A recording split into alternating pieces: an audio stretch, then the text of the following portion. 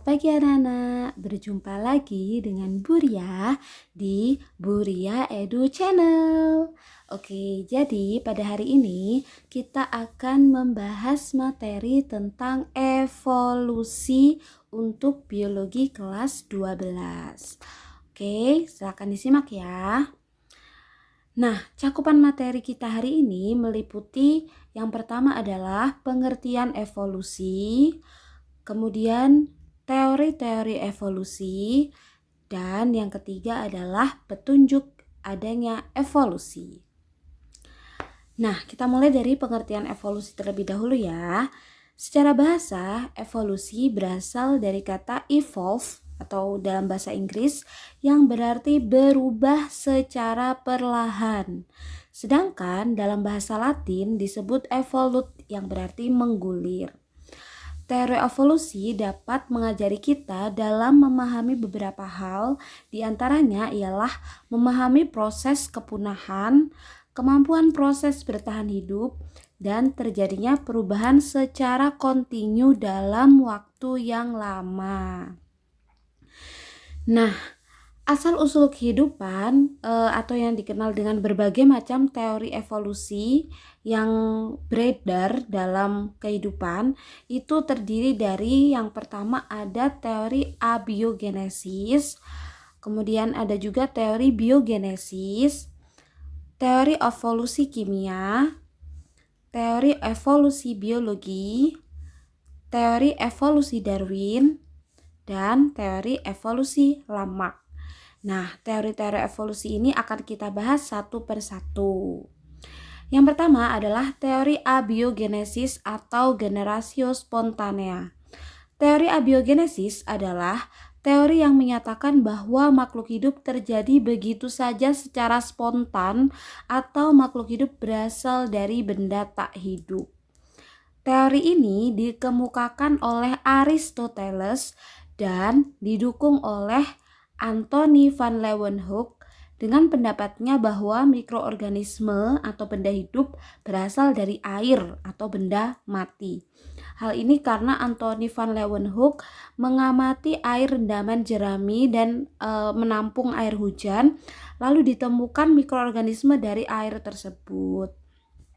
Selain Anthony van Leeuwenhoek dan Aristoteles, ilmuwan Needham juga merupakan ilmuwan yang mendukung teori abiogenesis. Needham berpendapat bahwa mikroorganisme atau benda hidup terjadi dari air kaldu atau benda mati. Dalam percobaannya, Needham merebus daging, kemudian air kaldu tersebut didiamkan di ruang terbuka, dan beberapa lama kemudian air kaldu menjadi keruh dan ditemukan adanya mikroorganisme di dalam air kaldu. Nah, seiring berkembangnya waktu, teori biogenesis kemudian muncul. Teori biogenesis adalah kebalikan dari abiogenesis, bahwa pada teori biogenesis meyakini bahwa makhluk hidup berasal dari kehidupan sebelumnya. Jadi makhluk hidup berasal dari makhluk hidup. Nah, beberapa tokoh yang mendukung teori biogenesis yang pertama adalah Francisco Redi. Percobaannya yaitu tentang munculnya ulat yang dapat muncul dalam daging yang disimpan dalam toples terbuka tetapi tidak muncul dalam toples tertutup. Larva atau kehidupan tersebut ternyata disimpulkan bahwa bukan berasal dari daging, tetapi berasal dari telur lalat yang masuk dan bertelur pada daging. Jadi gitu ya percobaan Francisco Redi. Ini adalah percobaannya. Jadi ada 3 tabung. Yang pertama adalah dia tabungnya tertutup rapat. Tabung kedua terbuka. Tabung ketiga itu di atasnya diberi kain kasa. Nah, ternyata pada tabung pertama dagingnya tetap tidak muncul belatung. Sedangkan pada tabung 2 muncul belatung. Nah, karena jelas lalat bisa hinggap dan bertelur di daging. Pada percobaan ketiga dibuktikan bahwa lalat tidak bisa langsung hinggap ke daging, sehingga dia hanya akan berada di atas kasa dan banyak belatung di atas kasa. Lalu telurnya juga ada yang sebagian jatuh ke lubang kasa sehingga ditemukan belatung di atas kasa dan di daging. Jadi Francisco Redi kemudian menyimpulkan bahwa belatung tersebut bukan berasal dari daging, tetapi berasal dari telur lalat yang masuk dan bertelur pada daging. Oke, selanjutnya yaitu percobaan Lazarus Palanzani. Percobaannya mendidihkan kaldu dalam labu, kemudian ditutup rapat-rapat. Kaldu tetap bening dan steril. Adanya mikroorganisme pada tabung terbuka berasal dari udara, bukan berasal dari air kaldu. Dan pada tabung yang tertutup tidak ada mikroorganisme. Nah, jadi ini ya gambarnya ya. Jadi ada labu yang berisi air kaldu, kemudian didinginkan dan didiamkan dalam kondisi terbuka, ternyata keruh. Nah, tapi labu yang kedua juga sama, air kaldu dipanaskan, didinginkan, tapi ditutup dengan kasa. Nah, ternyata agak sedikit keruh. Nah, sedangkan pada labu yang ketiga itu setelah diberi air kaldu yang dipanaskan lalu didinginkan dan ditutup dengan tutup yang sangat rapat. Nah, air kaldu tetap bening. Nah, berarti mikroorganisme itu bukan dari air kaldu tapi dari mikroorganisme yang berasal dari udara. Gitu ya. Kemudian percobaan selanjutnya adalah tokoh yang mendukung teori biogenesis adalah Louis Pasteur. Nah, percobaan Louis Pasteur ini hampir sama dengan percobaan sebelumnya, cuman sama-sama mendidihkan air kaldu pada labu, tapi labu tersebut ditutup dengan pipa seperti huruf S, sehingga mulut labu tetap terbuka. Kondisi tersebut memungkinkan zat hidup tetap dapat masuk, namun kondisi kaldu tetap jernih atau bening dan steril. Nah, jadi gini, ada kaldu yang direbus untuk membunuh semua mikroorganisme awal. Kemudian labu ini ditutup dengan pipa es. Nah, pipa es ini memang masih dapat menyebabkan mikroorganisme masuk, tapi mikroorganisme akan terperangkap di sini sehingga air kaldu dalam labu tetap jernih. Tapi apabila labu dimiringkan, menyebabkan mikroorganisme yang tadinya terperangkap di pipa es ini dapat masuk sehingga bisa memungkinkan kaldu menjadi keruh seperti itu. Jadi itu adalah percobaan dari Louis Pasteur. Nah, selain teori evolusi biologi, juga berkembang yang namanya teori evolusi kimia.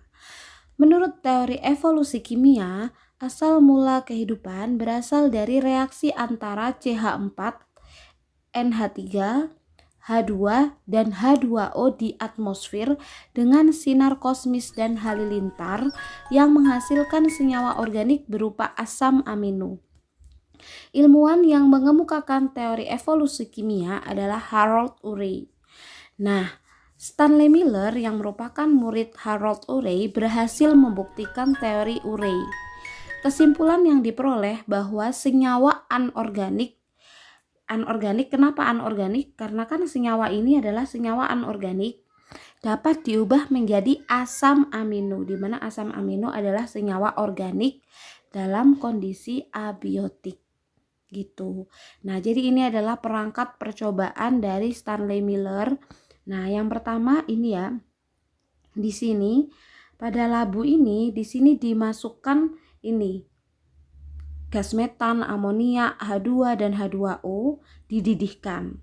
Nah, kemudian setelah dididihkan, maka uap airnya akan naik ke tabung ini, ke pipa bengkok ini. Kemudian di sini terdapat elektroda. Elektroda ini berperan seperti sinar kosmis dan halilintar. Jadi diberi elektroda berarti diberi hentakan listrik diberi aliran listrik sehingga memecah molekul dan senyawa CH4, NH3, H2 dan H2O tersebut. Nah, setelah itu gas ini akan didinginkan ke sini. Jadi di sini diberi air dingin yang berfungsi untuk mengembunkan gas menjadi air. Nah, sehingga kemudian tetesan-tetesan air setelah didinginkan ini tadi tertampung di tabung ini.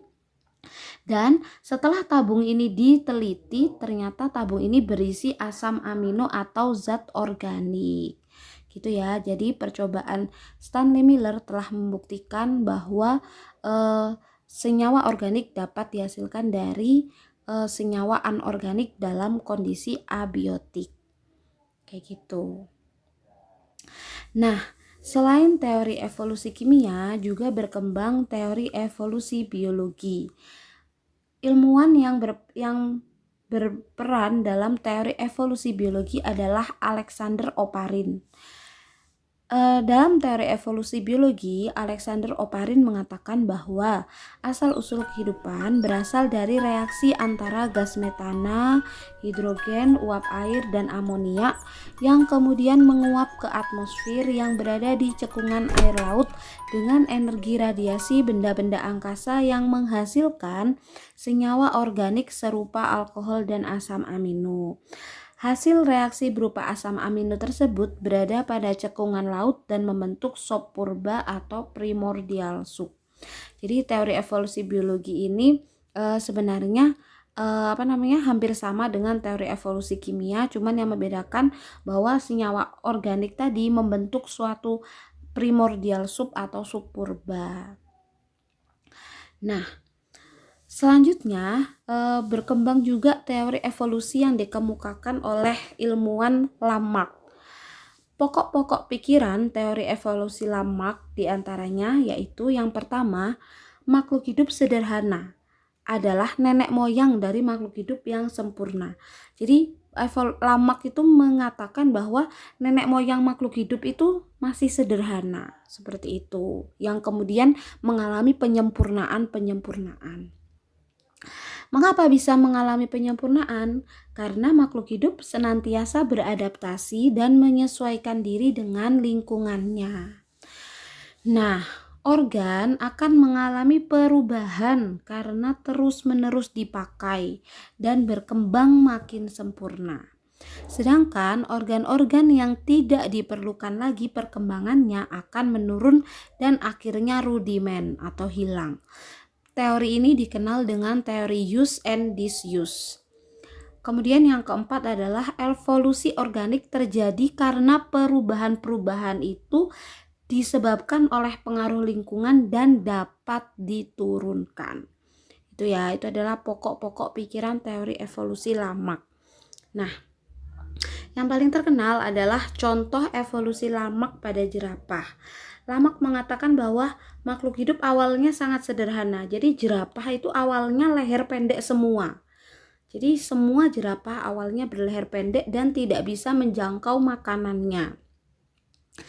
Karena letak daun yang tinggi dan leher terus digunakan, maka leher akan semakin panjang. Nah, ini teori use and disuse, pokok pikiran yang use and disuse. Karena lehernya itu terus digunakan untuk menggapai dahan yang tinggi, maka lehernya akan semakin panjang.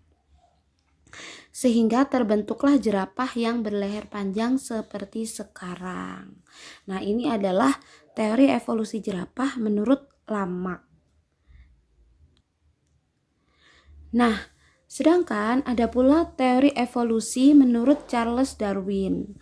Teori evolusi Darwin itu dimulai karena Darwin melakukan pelayaran pada usia 22 tahun ke Kepulauan Galapagos dari Inggris menggunakan kapal HMS Beagle. Darwin menemukan bahwa jenis-jenis burung finch yang berbeda bentuk dan paruhnya. Perbedaan bentuk dan ukuran paruhnya tersebut merupakan adaptasi terhadap makanan tertentu. Jadi ada burung finch pemakan biji-bijian, paruhnya berbeda dengan pemakan daging dan pematuk dan lain sebagainya. Nah, pokok-pokok teori Darwin itu ada dua. Yang pertama adalah spesies yang hidup sekarang berasal dari spesies-spesies yang hidup di masa silam. Nah, jadi yang sekarang ada itu ya yang di masa silam sudah ada seperti itu. Berlawanan dengan teori Lamarck. Kalau Lamarck kan mengatakan bahwa spesies yang ada sekarang hasil penyempurnaan spesies yang sederhana, seperti itu kan. Nah, kemudian pokok teori Darwin yang kedua yaitu bahwa evolusi itu terjadi melalui seleksi alam gitu. Nah, mungkin kalian masih banyak yang terkecoh dengan hoax di mana Darwin mengatakan bahwa manusia berasal dari kera seperti itu. Nah, dalam bukunya The Origin of Species, Darwin sama sekali tidak mengatakan hal tersebut. Jadi Darwin itu justru mengatakan memang makhluk hidup itu semakin berkembang, bervariasi. Contohnya kucing. Kucing dulu itu hanyalah jenis kucing hutan. Kemudian sekarang sudah dikenal berbagai macam variasi kucing. Ada kucing kampung, kucing Persia, kucing Anggora dan lain-lain. Nah, itu adalah salah satu pembentukan spesies. The origin of species, asal usul dari pembentukan spesies yang dimaksud dengan Darwin. Nah, jadi bukan berarti bahwa membentuk spesies yang lain kayak gitu. Jadi tetap kucing membentuk kucing, hanya variasi yang lain yang terbentuk. Bukan kucing menjadi anjing, tidak. Kayak gitu ya. Nah, sudah jelas di sini dikatakan bahwa spesies yang hidup sekarang berasal dari spesies yang hidup di masa silam. Jadi zaman dulu ya sudah ada anjing, cuman jenisnya tidak sebanyak sekarang. Nah, seperti itu. Itu yang harus kalian tekankan dan pahami ya. Nah, teori evolusi jerapah menurut Darwin itu berbanding terbalik dengan teori evolusi jerapah menurut Lamarck. Jadi yang pertama, kalau menurut Darwin, jerapah itu awalnya ada dua jenis, yaitu yang berleher panjang dan berleher pendek. Nah, lalu karena faktor seleksi alam, jerapah yang berleher pendek lama-lama punah karena tidak dapat menggapai makanan yang terdapat pada dahan yang tinggi. Nah, sehingga jerapah yang ada sekarang adalah jerapah yang berleher panjang. Seperti itu. Jadi itu adalah teori evolusi jerapah menurut Darwin. Dan apabila disandingkan dengan teori evolusi jerapah menurut Lamarck, maka teori evolusi Darwin ini lebih benar. Seperti itu ya. Nah, tadi kita sudah membahas berbagai macam teori-teori evolusi yang menjadikan asal-usul kehidupan. Sekarang kita akan membahas petunjuk-petunjuk adanya evolusi. Nah, apa aja sih bukti atau petunjuk bahwa evolusi itu terjadi? Yang pertama, jelas adalah adanya variasi makhluk hidup, seperti yang tadi sudah saya jelaskan. Bukti selanjutnya adalah ditemukannya fosil. Nah, selanjutnya adalah adanya homologi dan analogi. Nah, ini sering terbalik, jadi jangan sampai terbalik ya. Kemudian bukti selanjutnya adanya embriologi perbandingan, perbandingan fisiologi, dan petunjuk alat tubuh yang tersisa. Kita bahas satu-satu ya. Yang pertama adalah variasi makhluk hidup. Variasi adalah perbedaan yang ditemukan pada individu dalam satu spesies. Nah, ini adanya variasi merupakan petunjuk adanya evolusi yang menuju ke arah terbentuknya spesies baru. Nah, jadi pembentukan spesies baru itu bukan berarti ayam jadi bebek, jadi angsa dan lain-lain. Tapi ayam lokal, ayam totaki menjadi ayam Banten, jadi ayam Bali, jadi ayam Bangkalan, ayam Sumatera, jadi ayam Ciparage, dan lain-lain. Inilah yang dinamakan variasi makhluk hidup, masih dalam satu spesies yang sama. Nah, seperti manusia kan juga bervariasi. Manusia yang Asia, kemudian berbeda dengan orang Eropa, dengan Cina. Nah, itu adalah variasi makhluk hidup dalam satu spesies. Nah, kemudian bukti yang kedua adalah fosil. Fosil-fosil yang ditemukan dalam lapisan bumi dari lapisan tua sampai muda menunjukkan adanya perubahan secara berangsur-angsur. Jadi evolusi itu prosesnya terjadi sangat lama, jutaan tahun. Makanya dikatakan secara berangsur-angsur. Dengan membandingkan fosil-fosil yang ditemukan di berbagai lapisan bumi, dapat diketahui adanya proses evolusi. Nah, jenis fosil yang paling lengkap ditemukan itu adalah fosil kuda. Nah, jadi 60 miliar tahun yang lalu, di situ dilihat dari ukuran kakinya ya.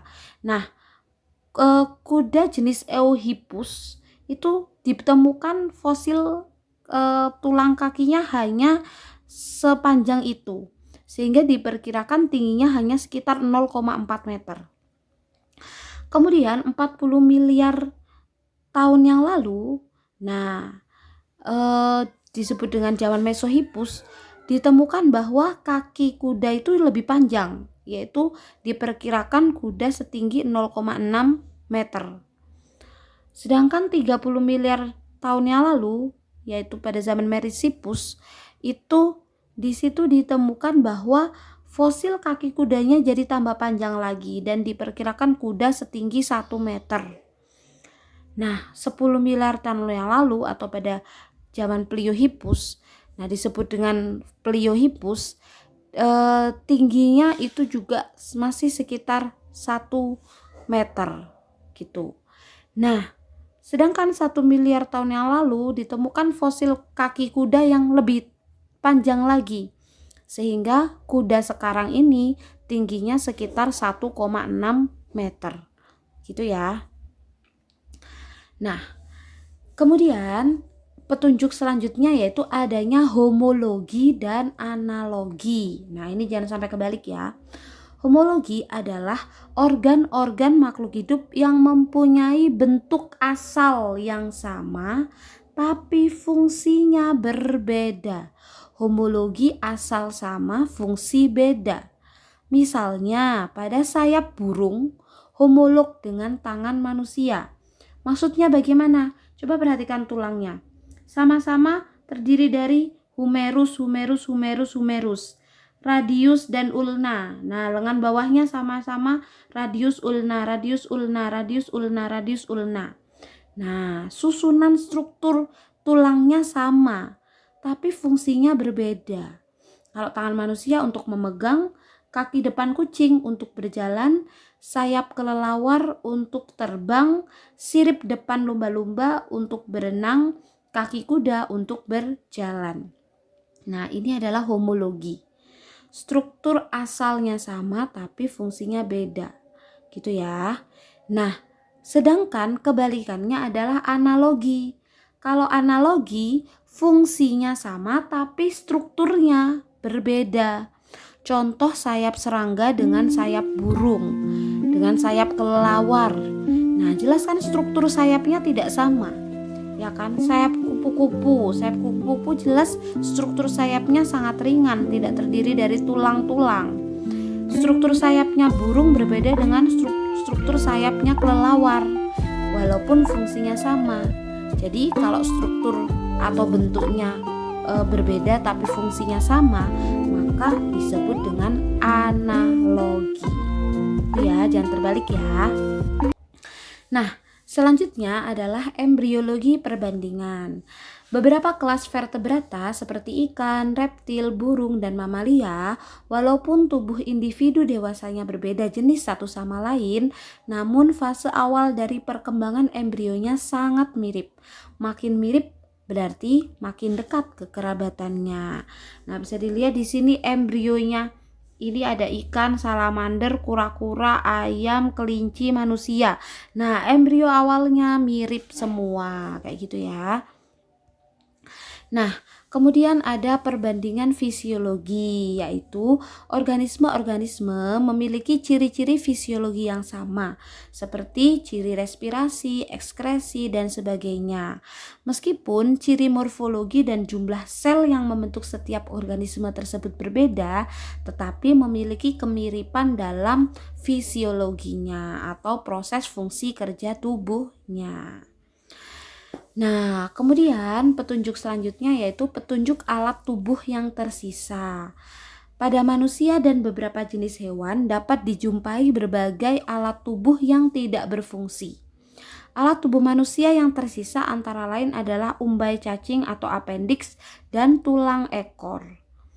Nah, pada burung kiwi, burung yang tidak dapat terbang, terdapat alat tubuh yang tersisa sebagai akibat penyusutan sayap. Nah, jadi petunjuk alat tubuh yang tersisa ini bisa menjadi petunjuk bahwa terjadi evolusi. Nah, jadi sekian bahasan tentang evolusi part pertama. Terima kasih sudah menyimak dari awal sampai akhir. Jangan lupa like, comment, share, dan subscribe. Apabila ada yang belum dimengerti, kalian bisa komen di GCR atau di forum atau japri di WA gitu ya. Assalamualaikum warahmatullahi